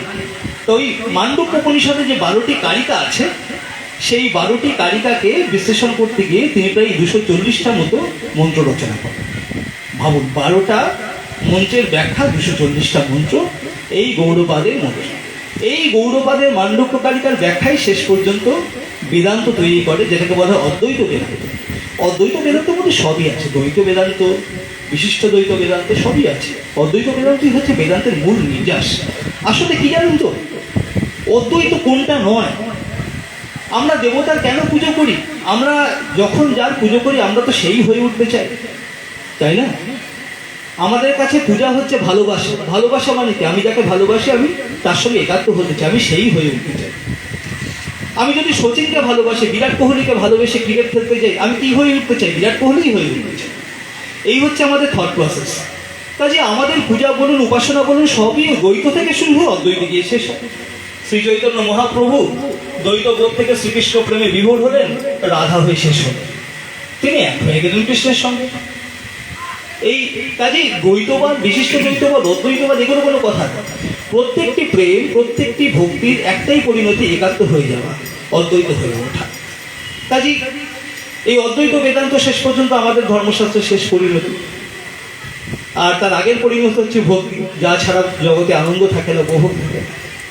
যাই হোক, এই মান্ডুক্য কারিকায় গোবিন্দপাদ একটি অলাত চক্রের কথা বলেন। অলাত শান্তি প্রকরণ বলে একটি অধ্যায় তিনি লেখেন। অধ্যায়টির নাম অলাত শান্তি প্রকরণ। তো সেখানে তিনি বলেছেন যে বিদ্যা, অবিদ্যা, মায়া, এগুলো কি জানো তো? আমি একটা মশাল ঘোরাতে থাকলাম, জ্বলন্ত মশাল। এই মশালকে সংস্কৃত ভাষায় বলে অলা। এই মশাল যদি আমি ঘোরাই, তাহলে সঙ্গে সঙ্গে একটা অগ্নি চক্র দেখা যায়, আগুনের চক্র। ঘটনা হচ্ছে, আগুনের চক্রটা কি সত্য? না, কেননা আগুনের স্ফুলিঙ্গ তো একটাই, সেটা ঘুরতে গিয়ে বিভিন্ন অবস্থানে বিভিন্ন সময় দাঁড়াচ্ছে। ওগুলো বিভিন্ন বিন্দুর সমাহার মাত্র, বিভিন্ন বিন্দুর সমাহার। একটা অগ্নিচক্র ওখানে নেই, আছে একটাই মশাল। সেই মশালটা ঘুরছে। ওই যে মশালটা আমি ঘোরাচ্ছি, এটা তো সত্য, তার মানে ওটা বিদ্যা। আর মশালটা ঘোরানোর ফলে যে চক্রটা তৈরি হলো, সেটা কি? অবিদ্যা, মায়া। কাজেই বিদ্যা যেখানে ক্রিয়াশীল হবে মায়া সেখানে থাকবে। আগুন যদি জ্বালো ধোঁয়া উঠবে। অর্থাৎ প্রত্যেকটি কর্মের সঙ্গে মায়া জড়িয়ে থাকে। এই বিদ্যা কখন শুরু হয় আর মায়াই বা কখন শুরু হয়? পরের প্রশ্ন। এবার তো স্মৃত হেসে উত্তর দেখা যায়, বিদ্যা এলো কোথা থেকে? ব্রহ্ম থেকে। ব্রহ্ম কি? অনন্ত। তাহলে বিদ্যার সঙ্গে কে আসে? অবিদ্যা মানে মায়া। মায়া কি করে? আবরিত করে, বিক্ষিপ্ত করে। তার সঙ্গে আসে বিদ্যার হাত ধরে আসে। কোথা থেকে আসে? ব্রহ্ম থেকে আসে। ব্রহ্ম কি? অনন্ত। তাহলে মায়া অনন্ত, বিদ্যা অনন্ত। এই মায়া কখন শুরু হয়েছে কেউ জানে, এই বিদ্যা কখন শুরু হয়েছে কেউ জানে, অবিদ্যা কখন শুরু হয়েছে কেউ জানে না, তবে সেসবই কেউ জানে। যখনই বিদ্যা ক্রিয়াশীল হবে অবিদ্যাও ক্রিয়াশীল হবে। যখনই শুদ্ধ চৈতন্যের প্রকাশ করবে মায়ারও প্রকাশ করবে। এগুলো সবই অনন্ত। এটি হচ্ছে মজা, এটাই মজা, সাংঘাতিক সব মজা। অর্থাৎ আমাদের জগতে, যে জগতে আমরা থাকি সেটাই বিদ্যা অবিদ্যার জগৎ, যা সত্যি নয়। এই সত্যি নয়, এই ব্যাপারটি হচ্ছে মুশকিল, অথচ সত্যি। আমি যে অগ্নিচক্রটা দেখছি সেটা কি মিথ্যা? না। ওটা কি সত্যি? না। আমি প্রথমে বলেছিলাম ভারতীয় শাস্ত্রে কোনো কিছু একই সঙ্গে হ্যাঁ বা না বলে উপলব্ধি করতে না পারলে আপনি বুঝবেন না। যখন মশাটা ঘুরছে তখন তো অগ্নিচক্র দেখা দিচ্ছে। এবার বলুন, আমাদের যে সাংসারিক জগৎ, যে প্র্যাকটিক্যাল জগৎ, সেই জগতে দাঁড়িয়ে গিয়ে বলতে পারি অগ্নিচক্রটা মিথ্যা? অবশ্যই নয়। অগ্নিচক্র তো আছে, দেখা যাচ্ছে। তাই যে অগ্নিচক্র কি সত্যি? হ্যাঁ। অগ্নিচক্র কি মিথ্যা? হ্যাঁ। তাহলে দুটোই হ্যাঁ বললে সত্যি হয়। এবারে আবার ঘুরে বলি, তাহলে অগ্নিচক্র কি সত্যিই সত্যি? না। অগ্নিচক্র কি সত্যিই সত্যি? না। তাহলে হ্যাঁ আর না, এই উভয় ভাবেই কিন্তু আমাদের যে কোনো জিনিসকে বুঝতে হবে, এছাড়া কিন্তু কিছু বোঝা যাবে। এই সংসার কি সত্য? হ্যাঁ। তারপরে ঘুরে দাঁড়িয়ে বলে সত্যি বলবেন এই সংসার কি সত্য? আমি হেসে বলবো না। এটাই এটাই অবতাররা জানেন, ব্রহ্ম জানেন। তাই জন্য এই যে জগৎ, এই জগৎ হচ্ছে বিদ্যা অবিদ্যার জগৎ। এই বিদ্যা অবিদ্যার জগৎ আরেকটা চমৎকারভাবে, আরেকটা চমৎকার এই অলাথ চক্র, এই মায়া জগৎকে বোঝানোর জন্য দুটো দৃষ্টান্ত ভারতীয় শাস্ত্রে খুব প্রসিদ্ধ। একটা হচ্ছে অলাথ চক্র, যেটা মান্ডুক্যকারিকা আপনি পাবেন। আর একটা বৌদ্ধ দার্শনিক চন্দ্রকীর্তি, তিনি তার শাস্ত্রে বলেছেন সর্বতে রজ্জুতে সর্বভ্রমের কথা। চন্দ্রকীর্তি দার্শনিক উনি বলেছেন। তো সেখানে উনি কি বলেছেন? বলছে দেখো, তুমি একটা অন্ধকার ঘরে ঢুকলে, প্রায় অন্ধকার ঘর, মানে আমাদের জগৎটা তো তাই, অনেকটা জানি অনেকটা জানি না। রবীন্দ্রনাথ এভাবে গান, যে এই জগতে তো খানিকটা চিনি খানিকটা জানি না। তাহলে এই জগৎটা তো আসলে একটা আধো অন্ধকার ঘর, খানিকটা জানি খানিকটা জানি না। তা সেই রকম একটা জগৎকে ধরে নেওয়া হলে একটা আধো অন্ধকার ঘর। সেই আধো অন্ধকার ঘরের ভিতরে আমি ঢুকে দেখলাম একটা দড়ি পড়ে আছে। সঙ্গে সঙ্গে আমি লাফ দিয়ে উঠলাম, আরে এটা তো সাপ। তাহলে আমার রজ্জুতে সর্পভ্রম হলো। এবং সেই রজ্জুতে সর্পভ্রম, এটা কি মিথ্যা? আপনি বলেন হ্যাঁ এটা তো মিথ্যা, তুমি জানো না বলে মিথ্যা। বাবা তখনও পর্যন্ত আমি তো এটাই জানি যে ওখানে সাপ, আমি তো জানি ওটা সাপ, কারণ আমি দেখলাম ওটা সাপ। এবং সেই সাপটা দেখলাম, বিরাট একটা সাপ দেখলাম, আমি ভয় পেলাম, আমার হার্ট অ্যাটাক হলো, আমার মৃত্যু ঘটে গেল। এখনো বলুন, তাহলে কি সাপ দর্শনটা ছিল মিথ্যা? বুদ্ধকে জিজ্ঞেস করা হয়েছে, আপনি যে মায়ার কথা বলছেন, সমৃদ্ধি সত্যের কথা বলছেন, মায়াকে উনি সমৃদ্ধি সত্য বলতেন, ওই সমৃদ্ধি সত্য কি মিথ্যা? উনি বলছেন কি করে মিথ্যা বলি বলো? যার অর্থ ক্রিয়াকারিত্ব আছে সেটা কি করে মিথ্যা হয়? যদি মিথ্যা সর্বদংশনের ভয়ে মৃত্যু ঘটে থাকে, তাহলে সেই ভয় তো মিথ্যা ভয় নয়, এটা তো সত্য ভয়, তাই না? অর্থাৎ ভারতীয়রা মনে করে এই জগতে সবকিছুই মিথ্যা, কিন্তু আমি সত্য বলে গ্রহণ করতে বাধ্য। কেন না, এই জগতের অর্থ ক্রিয়াকারিত্ব আছে। কিরকম? আরেকটা উদাহরণ আছে, সেটা পঞ্চদশীতে বিদ্যারণ্য মহাপ্রভু দিয়েছেন। সেটা হচ্ছে এই যে মূর্তি এত গড়া হয়, সবই তো মাটি। এবার একটা কুমোরপাড়ায় গিয়ে আপনি একটা মূর্তিকে বলবেন এই মূর্তিটা একটা মাটি, তুমি এত দাম চাইছো কোনো 4,000 টাকা 5,000 টাকা, সে আপনাকে কি স্বাগত জানাবে? সে বলবো আমার পরিশ্রমটা আপনি কিন্তু বিফলে এইভাবে নষ্ট করবেন, এইভাবে কথা বলবেন আমার সাথে। তার মানে অর্থাৎ মাটি থেকে মাটির অর্থক্রিয়াকারিত্ব ঘটে গেছে, সেখানে একটা অর্থ নির্মাণ ঘটে গেছে একটি প্রতিমা হিসেবে। অর্থাৎ জগতে যা কিছুর অর্থক্রিয়াকারিত্ব আছে সেটি সত্য। এই সংসারকে আমি জানি, এই সংসার হয়তো একটা অবিদ্যার প্রকাশ, একটা মায়ের প্রকাশ, কিন্তু আমাদের এই জগতে এই সংসারের অর্থক্রিয়াকারিত্ব আছে, কাজে এটাকে আমি অস্বীকার করতে পারি। কাজে যা কিছুর অর্থক্রিয়াকারিত্ব আছে তা আমি স্বীকার করতে বাধ্য, এটা জেনে নিই যেগুলো সব অবিদ্যার মায়ের প্রকাশ। এবং অবিদ্যার মায়া প্রকাশ বলে আমরা মুখ সেটকানোর কিছু নেই, কারণ আমার জগৎটাইটাই, আমি আমার পৃথিবীটাই নেই, আমি এই পৃথিবীর অধিবাসী, আমি মায়ার পৃথিবীর অধিবাসী, আমি অবিদ্যার পৃথিবীর অধিবাসী, আমি বিদ্যার পৃথিবীর অধিবাসী। আমার এই পৃথিবীকে স্বীকার করেই চলতে হবে। কাজে এই পৃথিবীতে কিভাবে চলতে হবে সেটা দেখানোর জন্যই বারবার অবতাররা আসে। এই হচ্ছে অবতার লীলা। এতক্ষণ আমি বিষয় হয়তো আসতে পারলাম, আপনারা যারা শুনছেন তারা যে মন দিয়ে শুনে বুঝতে পারবেন। কাজেই এই গোটা জগৎটাকে ঈশ্বরের লীলা বলা হয়। বলছেন ঈশ্বর একা ছিলেন, মানে ঈশ্বর শব্দটা বারবার বলছে, এটা ভুল হয়ে যাচ্ছে। কিন্তু শুরুতেই বললাম যে ভারতীয় শাস্ত্রে সেই অর্থে ঈশ্বরের নেই। ব্রহ্মের একটা ধারণা আছে, ব্রহ্ম একা ছিলেন, তিনি নিজেকে উপভোগ করতে চাইলেন, তাই জন্য তিনি সগুণ ব্রহ্মে প্রকাশিত হলেন। তাহলে এই যে উপভোগ করতে চাওয়া, এই যে ব্রহ্ম নিজেকে উপভোগ করতে চাইছেন, তা সেটাই তো ঘটছে। এই জগৎ হচ্ছে, আমরা সেই জগতের অধিবাসী, অর্থক্রিয়াকারিত্বের জগতের অধিবাসী। আমাদের জন্য তো নির্গুণ ব্রহ্মের জগৎ নয়, নির্গুণ ব্রহ্মের জগৎ অন্য জগৎ। আমাদের জগৎ হচ্ছে এই সগুণ ব্রহ্মের জগৎ। আমরা এই সগুণ ব্রহ্মের জগতের অধিবাসী। কাজে এই জগতের অর্থক্রিয়াকারিত্বকে আমি কীভাবে অস্বীকার করবো? এখানকার ভুল ঠিক, এখানকার নীতি নৈতিকতা, সেটা তো আমাকে ঠিক করতে হবে। সেই আদর্শ থেকে যদি আমি বঞ্চিত হয়ে যাই, মানে আমি যদি সরে যাই, তাহলে আমাকে তো অবতার আসবে, ব্রহ্মই পাঠাবে, ব্রহ্মই আসবেন আমাকে তার সঠিক খেলার নিয়মে যেন আমি আবার চলতে শুরু করি সেটা শেখাতে। এই হচ্ছে অবতার কথা। আপনারা এবার বলতে পারেন, সবই যদি গুণের প্রকাশ হয়, সবই যদি ব্রহ্মের প্রকাশ হয়, তাহলে এই বেচারিত হবে কেন? গ্লানি আসবে কেন? অপরাধ আসবে কেন? অন্যায় আসবে কেন? এখানে তো অবতারবাদে একটা ফাঁকি চলে আসছে। কেনই বা তাকে নিচে নেমে এসে শেখাতে হচ্ছে, না তোমরা এই পথে না ওই পথে চলো? এটা তো আপনার কথা একটা ফাঁকিবাজি থাকছে। কোথাও কোনো ফাঁকিবাজি নেই দাদা। আমাদের এই যে অবিদ্যার জগৎ, যে জগৎটা নির্মাণের জগৎ, যে জগৎটা অর্থক্রিয়াকারিত্বের জগৎ, সেই জগৎটা হচ্ছে গুণের জগৎ। আবার স্মরণ করি, আমাদের ভারতীয় শাস্ত্রে শুধুমাত্র বেদান্তই শেষ কথা নয়। আমাদের ভারতীয় শাস্ত্রে কে আছে, কারা আছে ভেবে দেখুন। ন্যায় যোগ, সাংখ্য যোগ, ন্যায় সাংখ্য দর্শন, যোগ দর্শন, ন্যায় দর্শন, বৈশেষিক দর্শন, পূর্ব মীমাংসা, উত্তর মীমাংসা। আছে কারা? বৌদ্ধরা। আছে কারা? জৈনরা। কত সোজা না? ভারতীয় হিন্দু ধর্ম বা সনাতন ধর্ম এই সব কিছু মিলেমিশে তৈরি। কেউ একা এই ধর্মকে নির্মাণ করতে পারে না। ধর্ম তো আমাদের কাছে একটা বিরাট নৈতিকতা।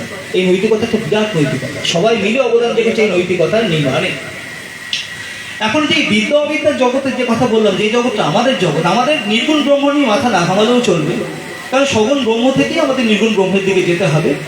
আমাদের ক্রিয়ার জগৎ সগুণ ব্রহ্মের জগৎ। যদি নির্গুণ ব্রহ্মকে আমরা উপলব্ধি করতে চাই, তাহলে সেই চাওয়াটা কোথায় ঘটবে? সগুণ ব্রহ্মের জগতে ঘটবে। আমাদের উপাসনা কোথায় ঘটবে? সগুণ ব্রহ্মের জগতে ঘটবে। ব্রহ্মকে উপলব্ধি করতে চাওয়ার বিভিন্ন রকম ধ্যান পদ্ধতি, পূজা, উপাসনা, সাধনা কোথায় ঘটবে? এই সগুণ ব্রহ্মের জগতে ঘটবে। কাজে এই সগুণ ব্রহ্মের জগৎকে, এই সংসার জগৎকে যে অস্বীকার করছে, সে তো যোগমায়ের করুণা পাবে না। এখানেই তো রামকৃষ্ণদেব বলেন, যোগমায়ের করুণা না পেলে কেউ ব্রহ্মকে উপলব্ধি করতে পারে না। কাজেই এই সংসারকে তো আমাদের সেইভাবেই গ্রহণ করতে হবে, শ্রদ্ধার সঙ্গে গ্রহণ করতে হবে। কাজেই শঙ্করাচার্য যখন বলছেন ব্রহ্মসত্য জগৎ মিথ্যা, সেটা একটা আংশিক সত্য প্রকাশ করলেন। শঙ্করাচার্য তো একা সনাতন ধর্মের পুরোটা প্রকাশ করতে পারেন না, কেউই পারি। সবাই মিলে আমরা একসঙ্গে একটা জায়গায় পৌঁছাতে পারি। কাজে বোঝা গেল যে আমাদের এই নামরূপের জগৎ, এই বিদ্যা অবিদ্যা মায়ার জগৎটা কত গুরুত্বপূর্ণ। কারণ আমাদের কর্মক্ষেত্রে, আমাদের ধর্মক্ষেত্রে, ধর্মক্ষেত্রে ধর্মক্ষেত্রে কুরুক্ষেত্রে সমবেদাহা দ্বিজুৎসবঃ। ভাবুন, শ্রীমদ্ ভগবদ গীতায় ভারতবর্ষকে, তখন তো ভারতবর্ষ নামক এরকম সেন্টিমেন্ট ছিল না। আমাদের যে জগতে আমরা আছি, সেই জগৎটাকে তিনি কি বলছেন? বলছেন ধর্মক্ষেত্র কুরুক্ষেত্র। অর্থাৎ আমাদের ধর্ম সাধন করতে গেলে আমাদের জন্য যে জগৎটা আছে তা এই বিদ্যা অবিদ্যা মায়ের জগৎ। এই জগৎটাকে আমাদের শ্রদ্ধা সহকারে দেখতে হবে, এর দিকেই তাকাতে হবে। কাজে এই জগৎটা কিভাবে তৈরি? এবার চলে আসবে সাংখ্য দর্শনের কথা। এই সাংখ্য কপিল মুনি, সাংখ্য দর্শনের যিনি প্রবক্তা, তার জন্ম হয়েছিল কপিলাবস্তু নগরে। ওই নগরকে আমার প্রণাম। ওখানে আমি যাকে খুব ভালোবাসি, বুদ্ধ সিদ্ধার্থ, তারও জন্ম ওখানে হয়েছে। আমি আবার বলি, সিদ্ধার্থ কিন্তু বুদ্ধ সাধনায় হয়েছেন, বৌদ্ধ ধর্মের প্রতিষ্ঠাতা তিনি নন। তিনি তো সেই অর্থে একজন ঋষি, একজন বৈদিক ঋষি, যিনি শাস্ত্রের উপরে কোনো আস্থা না রেখে নিজেই উপলব্ধির পথে নিজে এগিয়েছে, নিজেই নিজের প্রদীপ হয়েছে। দেখ, এটাই বলা হয়েছে, এই সম্পর্কিত ব্যাপার আছে, বলবো আমি। তো আমাদের যে জগৎ, সেই জগৎটাকে ব্যাখ্যা করতে গিয়ে সাংখ্য দর্শনের কপিল মুনি বলেছেন আমাদের জগতের কিন্তু ত্রিবিধ গুণ, সেটা হচ্ছে সত্য, রজ আর তম। কাম এসো, ক্রোধ এসো, রজগুণ সমুদ্ভব, এটা গীতাতে শ্রীকৃষ্ণ বলেছেন। কাজে আমাদের মধ্যে যে কাম, আমাদের মধ্যে যে ক্রোধ, তা এই রজগুণ থেকে আসে, তমগুণ থেকে আসে। তাহলে ঈশ্বরের দিকে যাওয়ার কোন গুণ? সত্যগুণ। এবার বিষয়টা হচ্ছে, যদি আমাদের মধ্যে কোনো গুণ বাড়ে তাহলে সেটা কিভাবে বাড়ে? সাংখ্য দর্শনের কপিল মুনি বলেছেন, এই সত্য, রজ, তম যখন সাম্যাবস্থায় থাকে, যখন সমান সমান অবস্থায় থাকে, তখন এই বিদ্যা অবিদ্যা মায়ার জগৎ স্থিমিত হয়ে পড়ে, তখন এই জগৎ আর থাকে না, তখন সেটা নামরূপ পার করে সেই নির্গুণ ব্রহ্মের জগতের দিকে চলে যায়। কিন্তু যদি এই সত্য, রজ, তম এই তিনটে গুণের মধ্যে যদি বৈষম্য আসে, তখনই জগৎ উদ্ভাসিত হয়। কাজে কাম ক্রোধের জগৎ, আমাদের যে জগৎটাকে চিনি তাই সেটা হচ্ছে কাম আর ক্রোধের জগৎ, তাই না? এই কাম শক্তি আর ক্রোধ শক্তিতেই আমরা চলেছি। প্রথম বিশ্বযুদ্ধ, দ্বিতীয় বিশ্বযুদ্ধ, রাজনীতি, ধর্মনীতি, এখন সবই এই কাম ক্রোধের বিষয় হয়ে দাঁড়িয়েছে। কাজে কাম ক্রোধ যদি বাড়ে তাহলে সেটা একটা গুণ বাড়লে আর একটা গুণকে অবদমন করে সে বাড়বে। কাম ক্রোধ যদি বাড়ে তাহলে কোন গুণ কমে? সত্যগুণ কমে। যখনই সগুণ ব্রহ্মের লীলামমতায় এই বিষয়টি আসে যে আমার যে পৃথিবী, আমার যে জগৎ, সেখানে আমাকে ছেড়ে লোকজন যোগমায়ার প্রভাবে বিক্ষিপ্ত হয়েছে, তারা রজগুণ তমগুণের দিকে বিক্ষিপ্ত হয়েছে, তখন তো সত্যগুণের প্রকাশ ঘটবেই সেই সাম্যাবস্থা ফিরিয়ে দেওয়ার জন্য। কাজেই প্রতীত্য সমুৎপাদ মতেও অবতারবাদ সত্য, এটা আসলে ওটা আসবেই, সত্য আসলে মিথ্যা আসলে সত্য আসবেই। সাংখ্য দর্শন মতেও অবতারবাদ সত্য, যখন রজগুণ তমগুণ বেড়ে যাবে তখন সত্যগুণের প্রকাশক অবতাররা এই ধরাধামে অবতীর্ণ হবে। তো এই অবতাররা অসংখ্য হয়, অসংখ্য অবতার। বুদ্ধ একটা কথা বলেছিলেন, বুদ্ধের কাছে একজন বলেছিলেন, আচ্ছা কজন বুদ্ধ আছেন? আপনার আগে কতজন ছিলেন, আপনার পরে কতজন আসেন, বা এখন বা কতজন আছেন? বুদ্ধ তখন হেসে বলেছিলেন, দেখো এই জগৎ বৈচিত্র্যের দিকে তাকাও, এই জগৎ বৈচিত্র্যকে স্বীকার করো। তোমার কি মনে হয় মাত্র একজন ভগবান এসে সবাইকে মুক্ত করতে পারে? সেটা সম্ভব কি? এতজন মানুষের এত রকম প্রবণতা,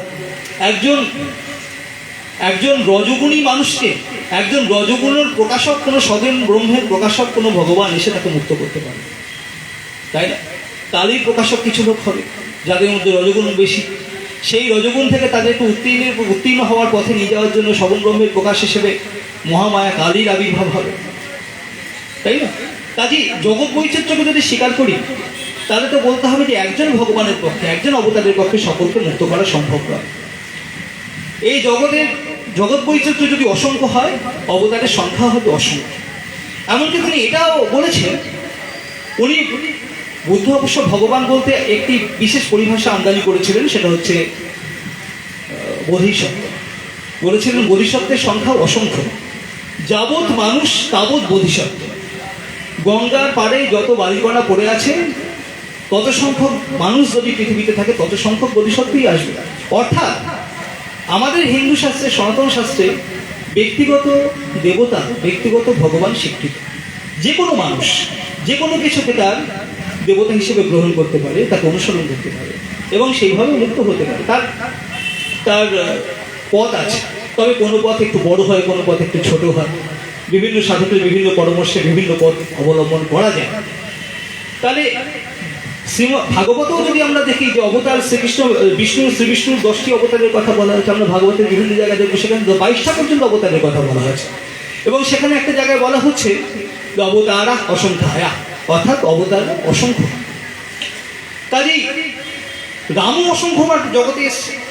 কিভাবে এসছে এই নিয়ে একটা চমৎকার গল্প আছে। কে রামানুজন বলে একজন কবি আছেন, তিনি একটি প্রবন্ধ লেখেন। তিনি খুব ভালো কবি, খুব সুন্দর কবি। মানে সত্যি কথা বলতে গেলে কবিতা যে সত্যিকারের আধ্যাত্মিক পথ হতে পারে তা এই সমস্ত কবিদের কবিতা না পড়লে আমি ঠিক বুঝতে পারতাম। আমি সৌভাগ্যবান, ছোটবেলা থেকে কিছু ঠিকঠাক কবির বই আমি পড়ার সুযোগ পেয়েছি। রামানুজনের একটা প্রবন্ধ আছে, বড় প্রবন্ধ, যে 300 রামায়ণ না 3000 রামায়ণ। এবার এইটা উনি ইচ্ছা করে লিখেছেন, এটা বিখ্যাত হওয়ার পর লিখেছেন। একটা কাগজ তাকে লিখতে বলেছিল বলে লিখেছেন, বাট রামায়ণস আর 300 or 3000। সবাই হেডলাইনটা এইভাবে করেছিলেন সবাই যাতে পড়তে আগ্রহী হয়। ওখানে তিনি কি লিখলেন, একটা চমৎকার জিনিস লিখলেন। এটাও বিভিন্ন রামায়ণে আছে। আমি তো বললাম প্রত্যেকটি রাজ্যে নিজস্ব রামায়ণ আছে। সাউথ ইন্ডিয়ার কোনো একটি রামায়ণ, সেটা কন্নড় রামায়ণ হতে পারে, মালায়ালম রামায়ণ হতে পারে, তামিল রামায়ণ হতে পারে, সেখান থেকে তিনি গল্পটি বলছেন। যেমন কৃত্তিবাসী রামায়ণে কিছু কিছু জিনিস কবিরা রাম ভক্তিতে দর্শন করে লিখেছেন। আমাদের দেশে তো এটা সত্যি। যখন আধ্যাত্মিকতা চূড়ান্ত পর্যায়ে আমরা পৌঁছে যাই, তখন আমরা ভগবান দর্শন করি। বেদকে কি বলা হয়? অপৌরুষেয়। কেন? সেখানকার কোনো মন্ত্র কোনো কেউ লেখেনি, কোনো পুরুষ বা ব্যক্তি সে মন্ত্র লেখেনি। প্রত্যেকটি মন্ত্র ঋষিরা দর্শন করছে। কাজে আধ্যাত্মিকতা সেই পর্যায়ে পৌঁছে গেলে আমরা প্রত্যেকেই কিন্তু দর্শন করি, ভাব দর্শন আমাদের ঘটে। কাজে কৃত্তিবাস রামায়ণ লিখতে গিয়ে বেশ কিছু দৃশ্য ভাব দর্শনে দেখেছিলেন, তিনি লিখেছেন। এবং রামায়ণের মূল সুরের সঙ্গে তখন যা মিলে যায়, তখন আমরা বুঝতে পারি তা স্বয়ং রামেরই কৃপা।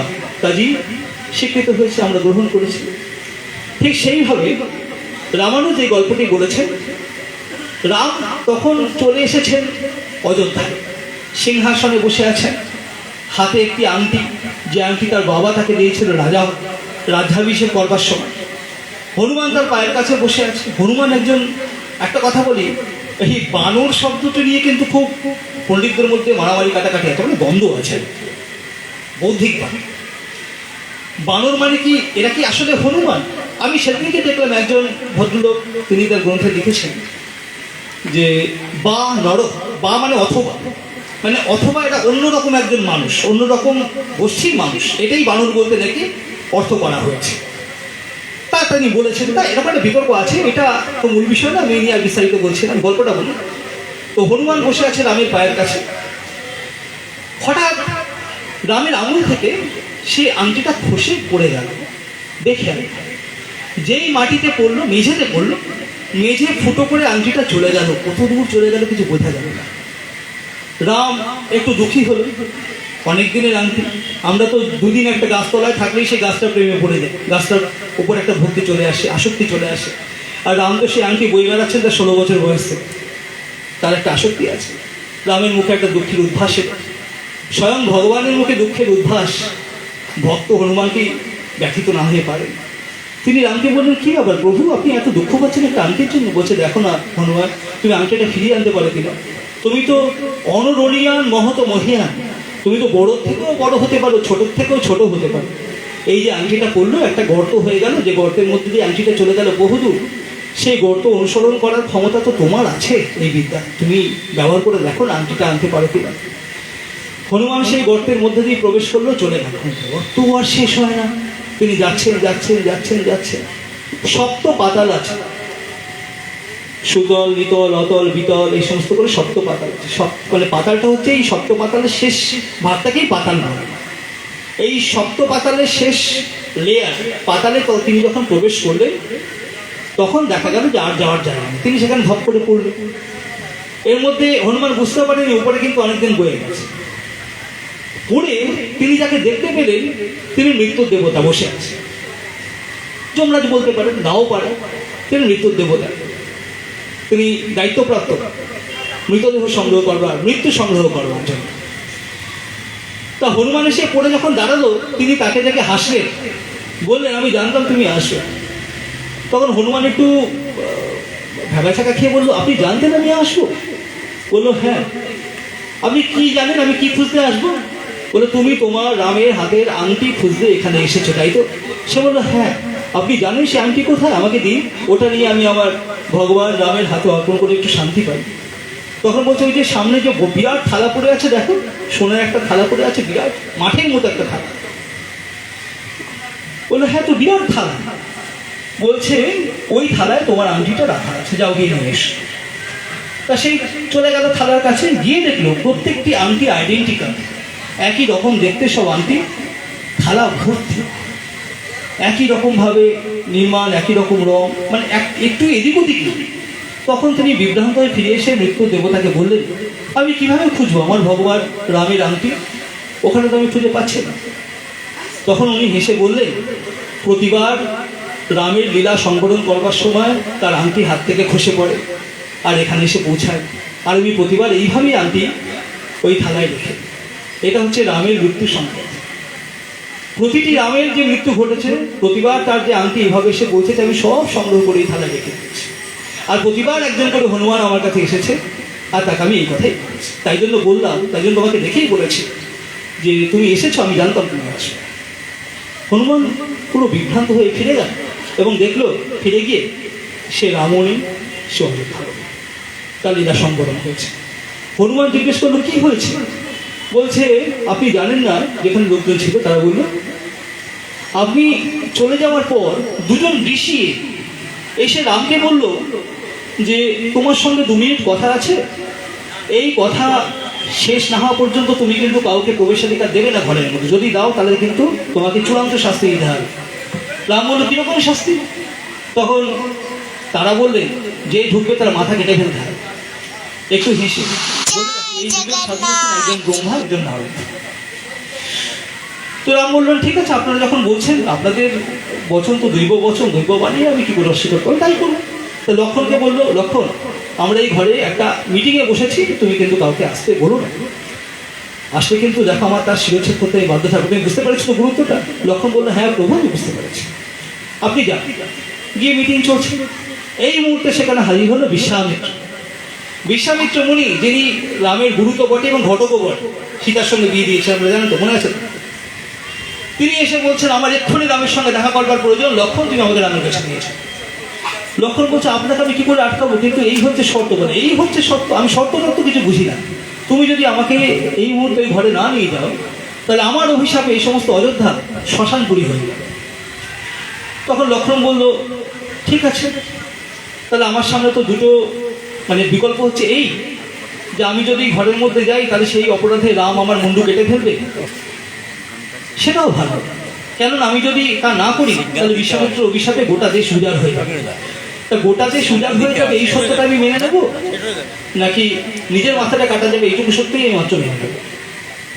ভেবে তিনি বললেন ঠিক আছে, আপনার আদেশে শিরোধার্য, আমি ঢুকছি। তিনি ঢুকলেন, রামকে বললেন দাদা বিশ্বামিত্র মুনি এসছে, উনি এখনই আপনার সঙ্গে দেখা করতে চান। তখন রাম বলল হ্যাঁ হ্যাঁ তাকে নিয়ে এসো। লক্ষণ বলল মানে আমাকে যে একটা শাস্তি দেওয়ার কথা আপনার মনে আছে তো, আপনি সে কথা একবার উল্লেখ করলেন। বলে তোমাকে কি শাস্তি দেবো, আমাদের তো আলোচনা হয়ে গেছে। বলে না, আপনার অনুমতি ছাড়াই বলে।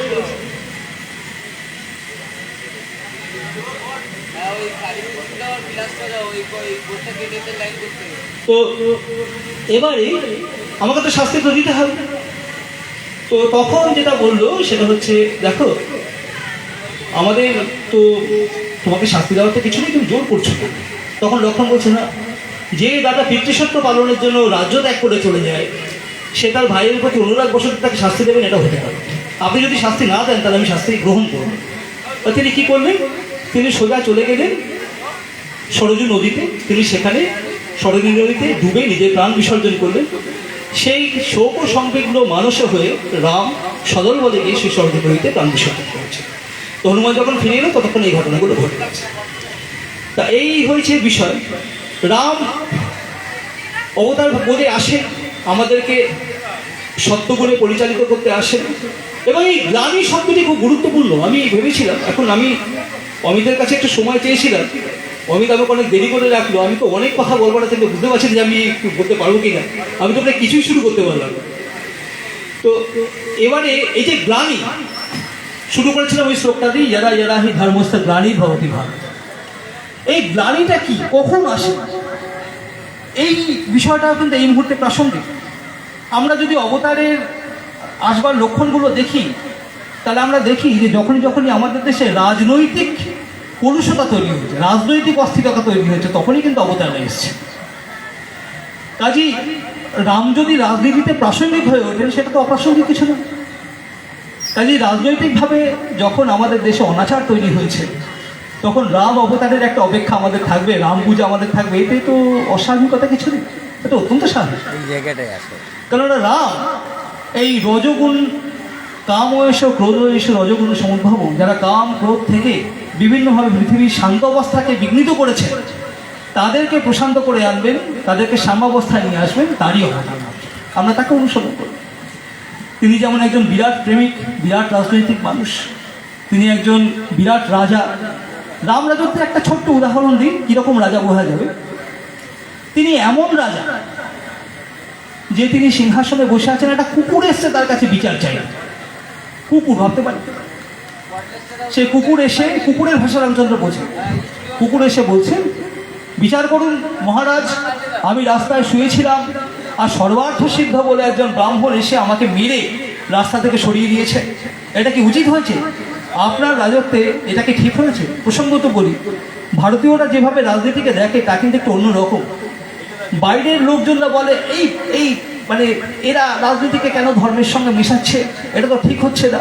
এটা একটা সম্পূর্ণ পাশ্চাত্য দার্শনিক জায়গা থেকে কথাবার্তা বলা হচ্ছে। ভারতবর্ষের রাজনীতি এমনই, ভারতবর্ষের মাটিতে মানে যে সমস্ত মানে পুরাকালে যদি আমরা দেখি বিভিন্ন উদাহরণ, আমাদের দেশে যদি কারোর সন্তান অকালে মারা যায় সে রাজাকে দোষ দেয়, যদি অনাবৃষ্টি হয় সে রাজাকে দোষ দেয়, যদি দেশে চুরি চামারি বেড়ে যায় সে রাজাকে দোষ দেয়। তার মানে কি দাঁড়াবে? এটা কি রাজনীতি? সবাই রাজাকে দোষ দিচ্ছে? না, এটা রাজনীতি না। এটাই আমাদের মানসিক প্রবণতা, এটাই আমাদের ভারতীয় মানসিক গঠন, যে দেশে যদি কোনো অরাজকতা তৈরি হয় তার দায় রাজাকে নিতে হবে, নিতেই হবে। এবং রাজা সেই দায় স্বীকার করেন বলেই তিনি সেটাকে পরিত্যাগ করেন, কারণ তিনি তো অবতার লীলা করতে এসছেন। অবতার লীলা মানে কি? সগুণ ব্রহ্মের প্রকাশ আগেই বলেছে। কাজেই সগুণ ব্রহ্ম কি করবে? মানুষের জীবন যাপন করে মানুষকে দেখাবেন যে আদর্শ মানুষের জীবন কোনটা হতে পারে। যদি মানুষকে তিনি আদর্শ বলে অনুপ্রাণিত করতে আসেন তাহলে মানুষেরই জন্ম তাকে নিতে হবে, মানুষের জীবনযাপনকেই তার করতে হবে, মানুষের দুঃখ কষ্টের মুখোমুখি দাঁড়াতে হবে এবং মানুষের মতোই তাকে মরতে হবে। তবে তো মানুষের কাছে থেকে মানুষের আদর্শ পরিষ্কার করে দিতে পারবে, শেখাতে পারবে। কাজে আমাদের অবতারদের জন্মও হবে, মৃত্যুও হবে এবং গোটা সময়টা তিনি মনুষ্যলীলা করে যাবেন। এটাকে স্বীকার করি, আমরা তাকে ভগবান বলি। আমরা কৃষ্ণের জন্মদিন পালন করি, কৃষ্ণের মৃত্যুদিনে দুঃখিত হই, কেননা আমি জানি সগুণ ব্রহ্ম যোগমায়া লীলা এরকম। এই লীলাকে আমি স্বীকার না করলে এই জগৎ থেকে আমি কিন্তু শিখবো না। আমার ধর্মশিক্ষা, আধ্যাত্ম শিক্ষা অসম্পূর্ণ থাকে। তিনি তো তেমন ঈশ্বর নন যিনি সৃষ্টির বাইরে থাকেন, তিনি তো সৃষ্টির সঙ্গে মিলেমিশে থাকেন। এই সৃষ্টি তো তিনি তো সৃষ্টিকর্তা ধ্বংসকর্তা নন, তিনি তো নিজেই সৃষ্টি। এই তার লীলা, তিনি আমাকে দেখাচ্ছেন আমার লীলায় আমি এই পথে আনন্দ পাই, তুমি এই পথে এসো। রাম মানে কি? রমতে স রাম, যে আনন্দ দেয়, যে আনন্দে রাখে সেই রাম। ঈশ্বর ক্রমাগত আমাদের কাছ থেকে আনন্দ পেতে চায়। আমরা যাতে আনন্দের পথে চলি, আনন্দময় হয়ে থাকি, সেই পথটা দেখানোর জন্য তিনি বারবার আসেন। এই হচ্ছে অবতার জন্য। এই আনন্দ থেকে বিচ্যুত করে আমাদের রাজনীতিকে শোধরাতেই তিনি অবতার রূপে আসেন। কাজে অবতারবাদের রাজনীতি তো সত্য, তিনি রাজনীতি করবেন, রাজনীতিকে শুদ্ধ করবেন এবং তিনি চলে যাবেন। তৈত্তরীয় উপনিষদে আমরা কি দেখি? আনন্দ ব্রহ্মেতি ব্যাজান্নাথ আনন্দাধ্যেব পূর্ণিমানি ভূতানি জানতে আনন্দেন জাতানি জীবন্তি আনন্দম প্রয়ন্ত বিশন্তি। আনন্দেই আমাদের জন্ম, আনন্দেই আমাদের জীবনযাপন, আনন্দেই আমাদের মৃত্যু। এইটা অবতার আমাদের শেখাতে আসে। তোমরা কেন আনন্দ থেকে বিচ্যুত হচ্ছ? আনন্দ কোনটা? সত্য বলে থাকাই হচ্ছে শিব সত্যম শুদ্ধম আনন্দ। এই আনন্দ যাতে আমরা পাই, তাই জন্য সেই ধর্ম শিক্ষা দেওয়ার জন্য অবতাররা আসে। তাহলে এই যে ব্রহ্ম থেকে আমরা সগুণ ব্রহ্মে আসলাম, সেই পথটা কি ধরা গেল এবং অবতারবাদ কিভাবে সত্য হলো? ছোট করে অমিত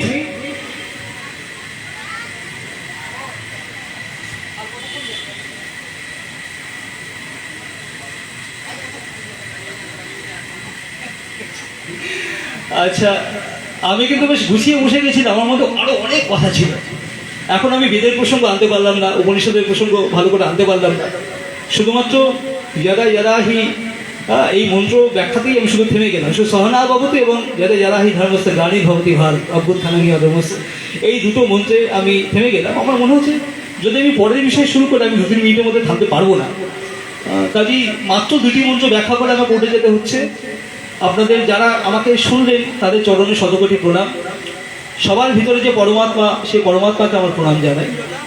যে ব্রহ্ম, সেই ব্রহ্ম ভারতীয় পরিভাষা ভেদে বৈষ্ণবদের কাছে কৃষ্ণ, কালীদের শাক্তদের কাছে কালী, সে একই ব্রহ্ম তারা। কাজেই কৃষ্ণ হচ্ছে নির্গুণ ব্রহ্ম আর এই প্রকৃতি জগৎ রাধা হচ্ছে সগুণ ব্রহ্ম। আমরা সকলেই রাধা, তিনিই কৃষ্ণ, তিনিই একমাত্র ঈশ্বর। এই ঈশ্বর কিন্তু ব্রহ্ম অর্থে, এটা ইসলামিক বা খ্রিস্টীয় অর্থে কিন্তু সেই ঈশ্বর নয়, ব্রহ্ম অর্থে ঈশ্বর, নির্গুণ ব্রহ্মের ঈশ্বর। যাই হোক, সকলে যে আমাকে এতক্ষণ শুনবেন, যদি আমি কোনো ভুল ত্রুটি কিছু করে থাকি তথ্যগতভাবে, আমি যেখান থেকে তথ্য পেয়েছি সেখান থেকেই বলেছি। সেখানে তথ্যে যদি কোনো ভুল থাকে তাহলে ভুলটা বুঝতেই পারছেন, আমাকেই বহন করতে হয়েছে, আমি নিমিত্ত মাত্র, সেইভাবেই আমাকে ক্ষমাসুন্দরভাবে দেখবেন। এবং আমার বক্তব্যে যদি কেউ উপকৃত মানে কেউ যদি যদি আমার বক্তব্যে কেউ যদি রমিত হয়ে থাকে, তাহলে আমি এটা আমার অসীম সৌভাগ্য বলে জানবো। সকলের প্রণাম জানিয়ে আমার ছোট বক্তব্য আমি শেষ করছি। জয় শ্রীরাম। আরেকবার বলি, একবার রাম নামে যত পাপ হরে, জীবের সাধ্য নাই তত পাপ করে। এই কথাটা মনে রাখবে। এটাই হচ্ছে রামনবমী উদযাপনের সবচেয়ে বড় প্রাসঙ্গিকতা। সব কিছু না জানলেও চলবে।